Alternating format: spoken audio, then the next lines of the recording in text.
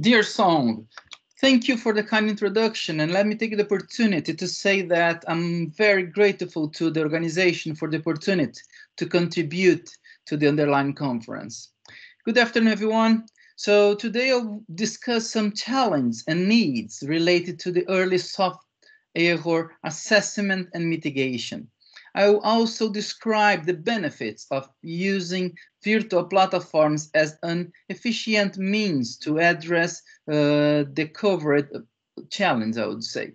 Finally, I will present some results and some ongoing work obtained in collaboration with universities and industrial partners.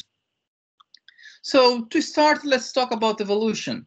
So people are investigating smart alternatives to integrate multiple devices and technologies, aiming to build more sustainable environments, which must include, among others, smart energy and water management, and more reliable and sustainable transport systems. Among emerging technologies, the use of autonomous vehicles is expected to contribute to the reduction in accidents, fuel utilization, traffic, and parking congestion, while providing mobility options to vulnerable population. As you can see here in this figure, the platform of such systems are quite complex. So they are integrating several components such as the 12-core ARM72, 16 GPU, an image processor, a TPU, and so on and so forth. Although using reliable hardware component is key to the success of such systems, the software side of autonomous vehicles is where the most challenge law. Some studies are predicting that up to 6% of a car will be software. So, are you afraid of that? Please tell me about it. Such complex software stacks are expected to be executed on complex GPUs or processors which might integrate more powerful instruction set architectures. Here, if you look at this slide, we can see the evolution, more or less some evolution in terms of processors that you can find in the market. Nowadays, we have already processor with up to 30 billion transistors. And we can expect, there are some projections that 2 nano technology might be available in the middle of 2023. All this evolution and the complex of software stacks bring us to a quite complicated scenario. As I said, the result scenario includes not only complex platform, but also complex software stacks, including applications with billions of object code instruction, operating systems, drivers, hypervisors, and so on and so forth. Such systems are integrating also multiple cores operating at aggressive clock rates, thus making such underlying systems more vulnerable to radiation-induced software errors. The occurrence of software errors can lead to critical failures, which might ultimately lead to life losses. Or also it can generate some losses in terms of money if you think about high performance computing. So here I bring the first question that I might try to answer during this talk. How to access the software reliability of today's and emerging electronic computing systems? How to deal with such complexity? Before answering that question, or in order to answer this question, I shall take into account the key challenge inherent to the software error assessment, which in my opinion are 4. So the challenge 1 is I believe that we must be able to provide software engineers with appropriate means to conduct a large number of fault injection campaigns within a reasonable time, and mainly at early design phases. The second challenge is related to the observability. So we also must provide engineers with a detailed system behavior observation when you expose them or when they are exposed to faults. The third challenge, once we have all those supports, we must be able also to identify the relations and associations between application profiling, specific platform parameters, considering large data sets resulting from, I don't know, thousands of fault injection campaigns. Finally, I believe that the fourth challenge is related to the investigation of new and efficient mitigation techniques that you're supposed to use to tackle the occurrence of software errors in complex software stack. I believe that all those four challenges, they must be, we must address them not only in the final product or when you have a board or the final system design, but mainly at early design phase, because you must be able to, our engineers must be able to eliminate not suitable designs as soon as possible. So here comes another question. So which approach or technology should be used? So before I answer that question, current technology for the software error assessment. One common approach to access the software reliability relies on the use of an ASIC or an FPGA board. While accurate, or since it is close to the reality, or it's the reality itself, this approach presents few challenges. First of all, the cost to expose either an ASIC or an FPGA to radiation is costly. Also, when you are relying on the board, you have to consider that we have a limited number of resources, number of CPUs, the memory, the space in the FPGA, and mainly, this approach has or presents a poor debuggability. So actually, you don't have access to the behavior of your system. You must create alternatives or ways to check from where a kind of error might comes from. But this is quite challenging. For instance, let's take the example illustrating this figure here. If I have an FPGA and I'm executing there a simple single core processor, that might be easier to identify the reason on where an error comes from. However, if you consider a more complicated system, such as a multi-processing NOC-based platform, so we can see here 4 Cortex M3 interconnect by network on chip. We can see more or less in red here that we have the network interface.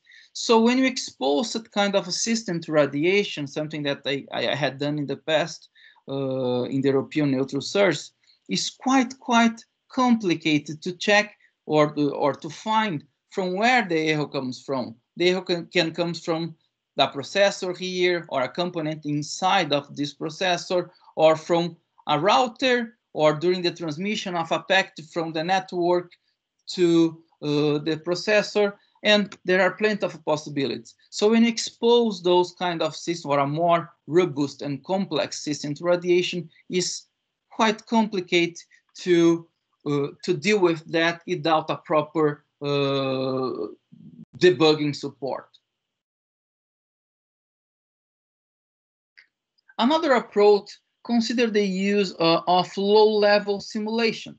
So this approach has also few limitations that might restrict their adoption as well. So basically here, when I'm talking about low-level simulations, I'm mainly discussing about register or gate-level simulation, I would say. So one of the limitations of this approach is the fact that the description of the processor is rarely available to universities or to researchers. We do not have access to a lot of those IP cores.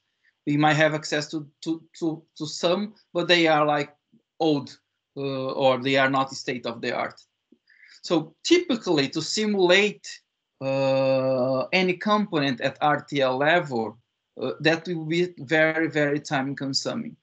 And simulation usually demands a huge amount of memory. And due to the above limitations, we can already assume that this kind of approach is not applicable to large scale systems. Another opportunity, some people have investigated the use of System C based simulation. I have done that inside of my research group, ARED. And one of the limitations, or the main limitation of this approach, is the fact is still the lack of processor or instruction set models. So there are only few available in the market. And there are some really good models, but we're supposed to pay some considerable amount of money to have access to those. Another limitation of this approach is still the poor performance of System C kernel. Of course, it is better and faster than RTL or gate level simulation, but it's not fast enough. So here, another question. So how to overcome the underlying limitations? Which approach should I rely on? So one possible or a prominent technology is the use of virtual platform that can be used to conduct efficient and early software error assessment. As you can see in this slide, one benefit of virtual platform is the fact that you can execute the same software binary either on a virtual platform simulator or on a real board. I have experience of plenty of boards. Basically, I have been using virtual platforms for a while, and I can tell that's something that actually works. You can compile your code and execute that either on your virtual platform model or in a board, on the top of a board, and that would work perfectly. Of course, there's some time adjustments might be necessary, but that's quite straightforward.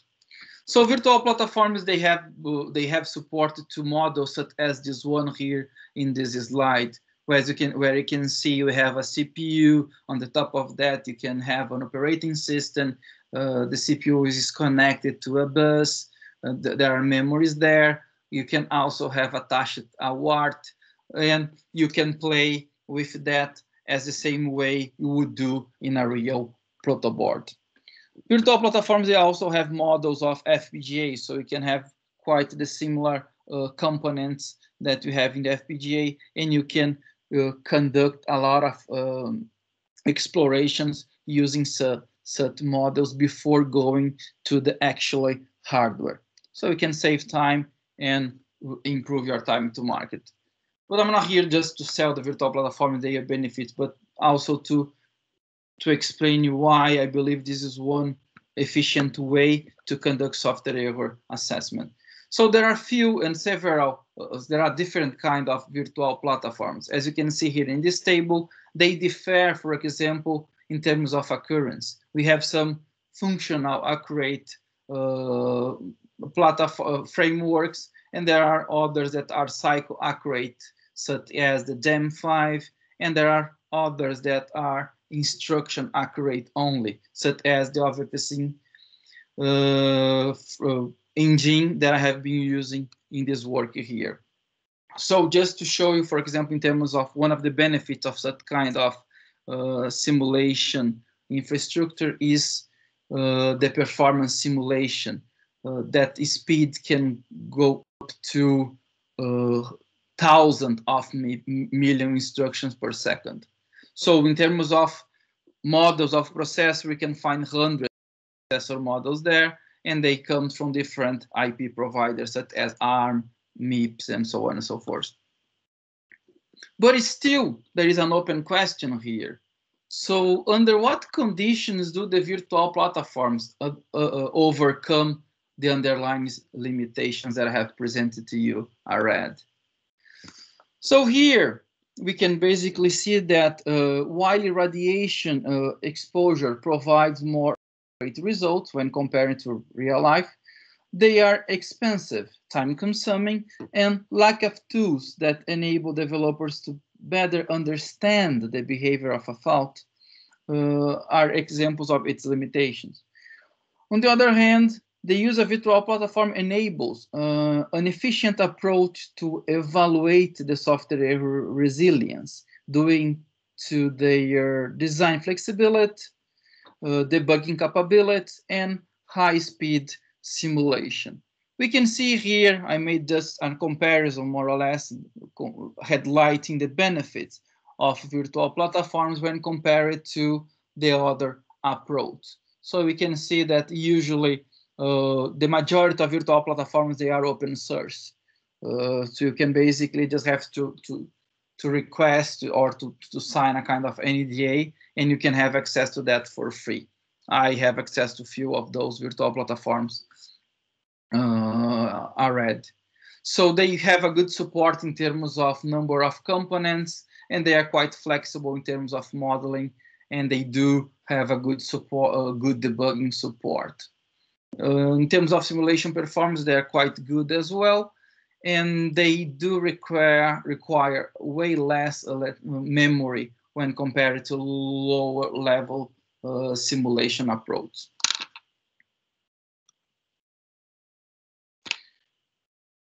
The majority, so due to those benefits, some researchers have considered use of virtual platforms to conduct fault injection campaigns. So as you can see in this table here, there are a few works already in the literature where people have built some fault injection framework using on the top of virtual platforms. We can clearly see here that the majority of works use Gem5. Reasons for that: Gem5 is open source and it is cycle accurate. Few companies do employ Gem5 internally. For example, ARM has some accurate models there, and they do use Gem5 for research and development as well. Other examples of adapted virtual platforms are CMix, QEMU, and OVP as well. The majority of works in the literature, they do only conduct the injection of bit flips on the register files of the processor. For sure, they go a little bit beyond, and they do consider other microarchitecture elements such as cache, load store queue, and reorder buffer as well. One thing that we can find in the literature is that works usually rely or the case studies, they do consider simple in-house or small applications or benchmarks. And this decision is basically used to the necessary amount of time to execute large applications or applications with up to billions of code lines. I have some results in-house, and for that reason I'm saying that.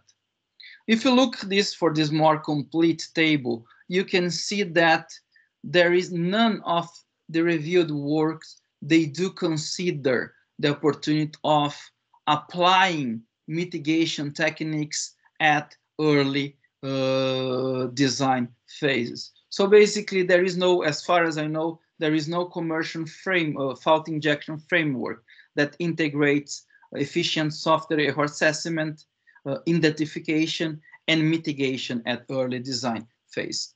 And here I'm going to present you a framework that covers all those three aspects.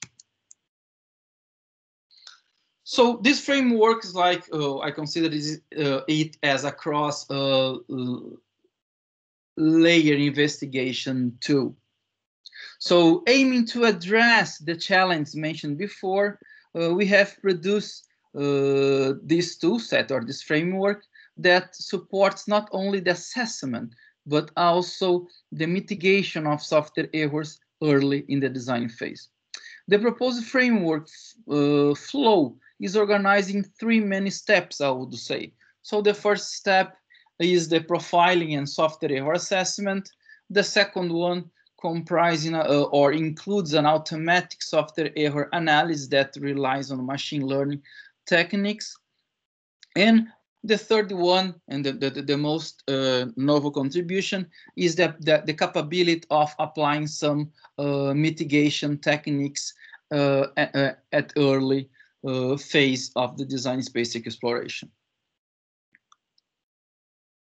So let's look at the first two challenges, or let's talk about the profiling and software error assessment. So the first step that we have taken was to implement a fault injection component, which is responsible for monitoring the target processor, assessing resources as memory and registers, injecting faults, capturing unexpected events arising from the simulator, and others. The developed fault injection component is totally non-intrusive. So basically, we could re-implement or adapt it to any other virtual platform simulator. We have, for example, our first implementation was targeting the VOP Sync, and it was that we easily had adapted that and included that within the Gen5 framework. Of course, that some extensions were necessary for when you start to play with multi-many core architectures, when you start to play with new instruction set as well. So some tiny modifications are needed, but it still is not a lot of extra effort is necessary. So here, more or less, this slide shows the adaptive fault injection simulator flow, which integrates different tools and managers and tools and scripts which are used to manage the simulation flow. As you can see here at the end, once you have your application source, you compile it to generate the object code, and then use the virtual platform to run the fault injection campaigns. And after that, a fault report will be generated. This fault report includes all software error results, which are classified, which can be classified according to shows classification, for example. Here is important to mention that our framework is quite flexible, so the user or the engineer can take it and define other software error classifications as software error classifications according to new requirements. Moving forward, here is just to show you that the same fault injection component or modulet has been included inside of Gen5, as mentioned before. So we are using both Gen5 and VOP Sync because VOP Sync has no notion of time. So for some measurements or kind of investigations, they use of a more accurate simulator such as Gen5 is necessary. The main disadvantage when comparing our fault injection implemented in Gen5 against the VOP Sync one is the simulation speed. Just to show you an example, we had compared, for example, you take an automotive case study, and basically here we have run some experiments and check the amount of simulation time necessary to execute the same application on the top of VOP Sync and on the top of Gen5. As you can see here, that you basically move from 6 minutes to up to almost 2 days to simulate the same scenario. So that is huge.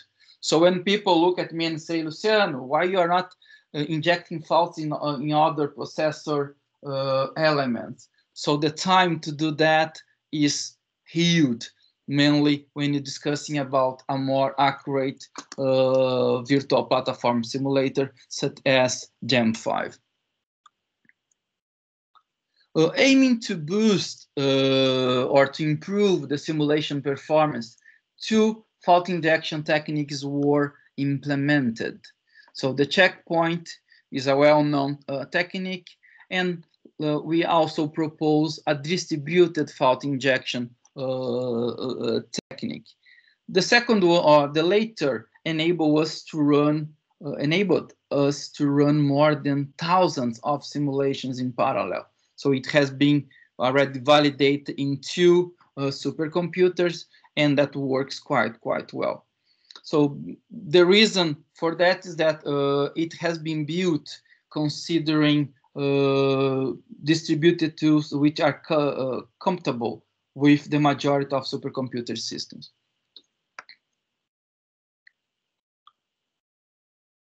Here is just to exemplify in a better way the possible speed up difference that we can get when you are running applications or more complex applications on the top of either OVP or Gem5.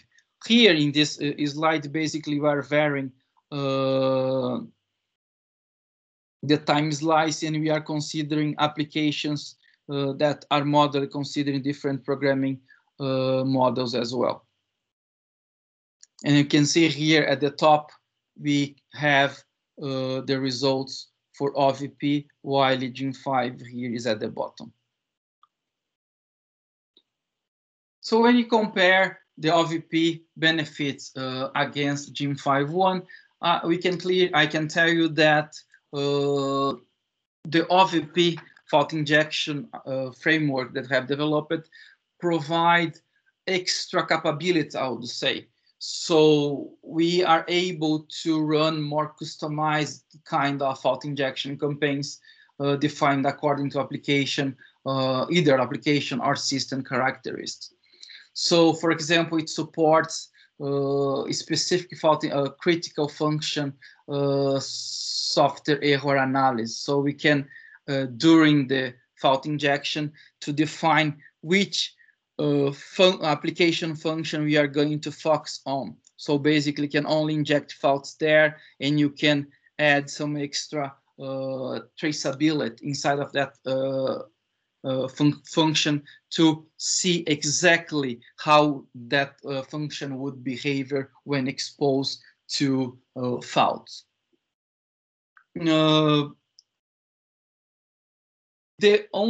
main drawback of OVP when compared to the Gem5.1 is the lack of microarchitecture components. Basically, when you are using the OVP sync thing tool, we can only inject faults on register files and memory of our system. So one question that might come to your mind is related to, okay, Luciano, can I trust on the results provided by those two fault injection simulators? What about the consistency between both of them? So this is the first question that I'd like to show some results and present and answer that to you. So to verify the consistency between OVP Sync and Gem5, we had 45 real workload benchmarks from HPC and embedded system domains. So those benchmarks are here at the bottom of this table. You can see here that we have run 8,000 fault injections per scenario. So this is quite a lot. So the initial results, we can see that our worst case mismatch was up to 23%, and this is quite considerable mismatch. So what can you do to improve or to reduce the mismatch between both fault injection simulators? So OVP Sync does not have notion of time, but it is an instruction accurate simulator. So in order to reduce the mismatch, we have played with different quantum signs, or that means the amount of instructions that will be executed by simulation code. So in this case, when you reduce that, we have run a lot of experiments, we are able to achieve a mismatch that was lower than 13%, which is reasonable and acceptable for early software error assessment. So we had compared the results consistent between the two virtual platforms. But what if we compare the outcomes from a virtual platform against an RTL simulation?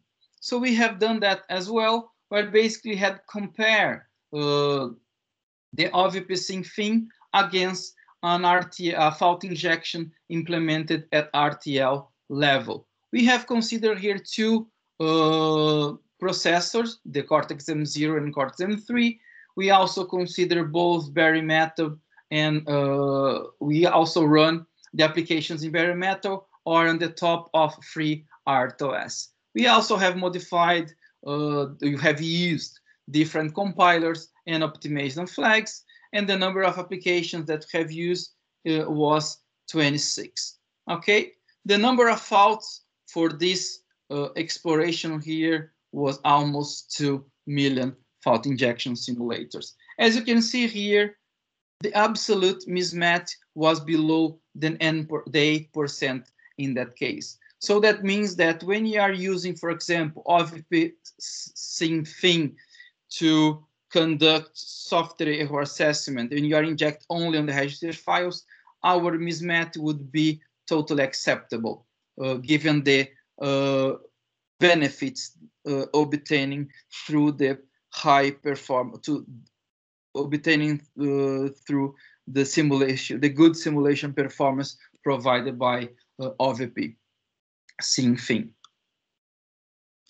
We also can find in the literature other works where authors have also compared a Gen5 based fault injection against a system exposed to radiation. According to the authors, the Gen5 based fault injection can quite well predict SILE data corruption and application crash, for example. So this just show that the conduction, or that using virtual platforms to make the software error assessment is that the results provided from there won't be that far from the reality. So regarding the challenge 3, we need to remember that the aim of challenge, the challenge 3 is to reduce the exploration cycle by decreasing the number of fault injection campaigns. So the high simulation performance of both OVP sync and Gen5 allow users to generate and collect a significant amount of error or failure related data, considering complex software stack configurations.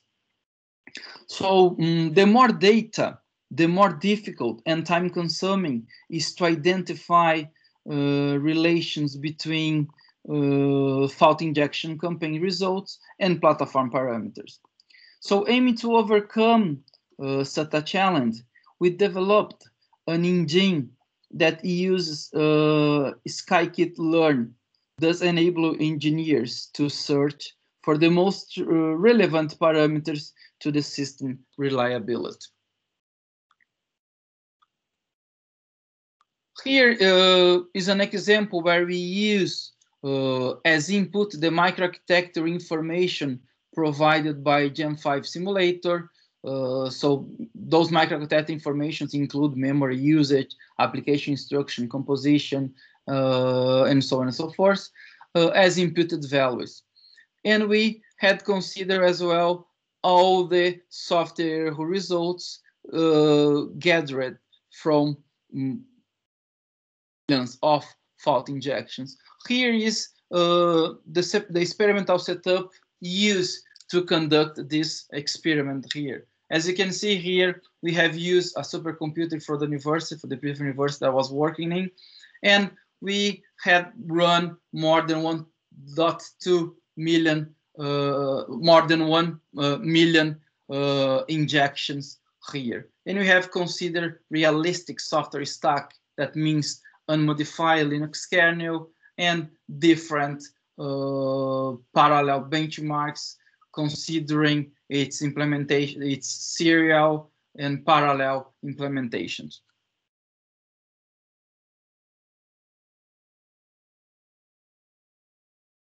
So one outcome of that result of using all those data as input and applying our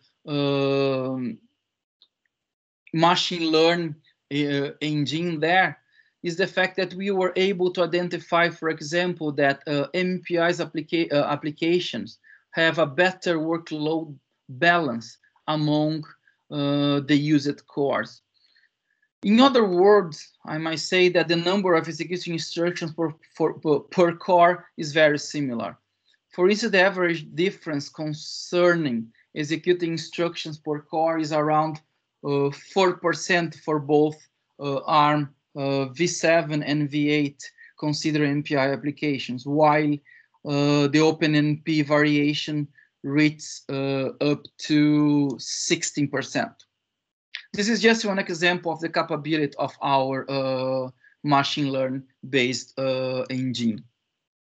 But this is taking more time than I thought. So moving to the first challenge. So we know that software errors can be tackled either in hardware or software.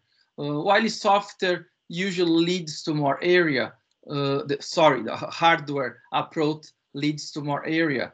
The software one has some huge impact on the execution overhead. And this is usually implemented on a peer application basis. Examples of software error mitigation techniques are error detection and correction code and triple modular redundancy. So our aim here of our proposal was to provide the engineers with appropriate means to not only identify but also to mitigate software errors early in the design phase. So in order to do that, we had integrated in our framework support for full and partial TMR, and we also have proposed a new software error mitigation technique called register allocation technique. The RAT does not involve code redundancy, and it is an architecture-independent approach. So RAT is fully automated approach that is developed on the basis of LLVM backend and thus enabling its extension in combination with other software error mitigation techniques. I'm going to show some results later on where we have done that. So we believe that a RAT enables software engineers to isolate. We believe no, RAT enables software engineers to isolate and allocate the critical application function to a pool of less used general purpose processor register. So that is the main idea behind RAT. Since the time that is running, so the many steps of RAT are those as follows. So we're gonna have to select, the user has to select a given source code, then a target process architecture selection and the source code compilation using is performed. Later, essential information such as processor register, file utilization, and critical function are extracted. So here, the critical function, either the engineer can either define the critical function, or we can rely on the default behavior of our tool that basically considers those functions which are more executed. Although not ideal, this was a way that we found to automate the entire process. But we still have the flexibility to define or to set your own critical function. So the number of necessary registers are extracted from the object code, and later a new compilation is performed, taking into account the critical function and the register pool previously set. And finally, a hardened binary is generated. So here you can see at the right side an example of C code conversion to ARC64 assembly with an adult RET. As you can see, RET basically adds some move instructions before and after the function or the critical function defined by the engineer. Results here show that